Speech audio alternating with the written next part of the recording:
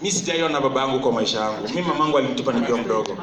Babangu alikufa kabla nimuone. Mimi nililelewa na nyanya yangu, alikufa nikiwa na miaka 7. Mimi nikaenda kwa street nikakuwa chokosh. Lakini kenye kimenifikisha mahali niko leo, naringa hapa mbele ni kwa sababu nilitumia talent yenye God alinipatia. Hata hawa wasee na hii gift yao, we don't know where watakuwa miaka kama 10, 20 kutoka saa hii. Si ndio? So tukiwaona tunawa appreciate. Ama ni aje? So kitu kingine nataka kusema ya mwisho, pia wewe usidharau ile mahali ile position uko katika life. Kama Ringtone alikuwa Chokoraa na amefika hapa, hata pia wewe utafika mahali unaenda in life. Ama ni aje? Na kama kuna mtu yote ambaye amekwazika na vitu vimefika kwa hii stage, utatusamea sana.